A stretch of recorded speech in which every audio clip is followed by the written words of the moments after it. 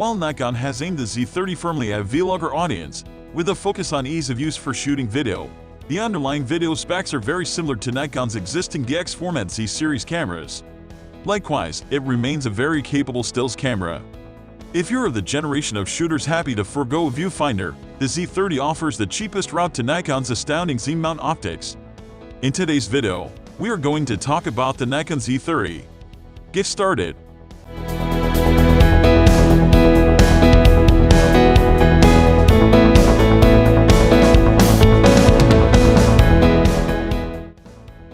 Nikon's third mirrorless Z-series camera with the DX APS-C sensor has arrived in the guise of the Z30. It joins the original Nikon Z50, which is essentially the same camera with retro theme, direct access controls. The Z30 feels very much like the same camera again, this time sans viewfinder to appeal to vloggers and perhaps a generation of photographers brought up on smartphones. The Z30 is available body only or in a couple of kit options. Our video included the tried and tested ZDX1650 f3.56.3 VR standard zoom, which equates to a very usable 24-75 in full frame terms. This kit is a wise buy for anyone new to the Nikon ecosystem, with the lens adding just $140 piece $140 to the base price. It's amazingly compact for a kit lens, barely protruding beyond the camera grip and very much in keeping with the compact aesthetic. Other kit options are a dual zoom kit, which adds the DX5250 f4.56.3 VR. Zoom to the 1650 for $1,099 piece $1,069, and an attractively priced vlogger kit for TBC PS $879. Key features.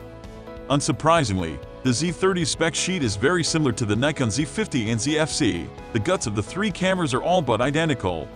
The Z30 has the same 20.9 MP APS-C CMOS sensor, powered by the Speed 6 image processor. There's the now familiar 209-point hybrid AF system, and an 11th maximum shooting rate with full autofocus. The camera boasts eye and animal detection AF for both stills and video. It can record 4K UHD and cropped video at 30 fps or Full HD at up to 120 fps, perfect for smooth slow motion footage. While the hardware is the same, tweaks have been made to the firmware. Nikon says there have been improvements to the AF system, in particular with face-eye tracking for both people and animals. Build and handling. The Z30 is the lightest Z camera yet at 350, but its magnesium alloy body is reassuringly solid. It feels far more expensive than the price tag would suggest. The lack of an EVF is the most obvious difference. Anyone used to a viewfinder will probably find this a little disconcerting, but they are not the target audience. Videographers use live view and external monitors or phone screens almost exclusively, and if you plan on putting your Z30 in a rig, there's no chance of a viewfinder getting in the way. Performance. The Z30 has no IBIS, so it's dependent on lens-based VR and the body's own electronic VR. Used together, they can keep static shots looking nice and steady, but if you attempt any kind of camera movement such as a steady pan or walking and shooting, the VR is quickly out of its depth. It smooths things to a degree, but it produces jumps instead of jitters.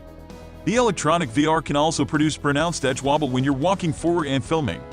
When there are small changes in camera position between frames, there are parallax changes between near and far objects too, and we suspect that when the electronic VR keeps the center object steady, it exaggerates the movement of those near the edges. Overview. If you're looking for a dedicated point-and-shoot video camera that won't break the bank, the Z30 offers arguably the best build quality in its price range and several video-centric bells and whistles that make capturing content a more enjoyable experience. But if you can't live without an EVF or predominantly shoot stills, you could always plump for the Nikon Z50 and their near-identical innards. Most of what the Z30 is lacking, IBIS, f4K 6i, can be explained away due to the camera's very affordable price tag. It is, however, a real shame it doesn't include a headphone port for accurately monitoring audio in the field.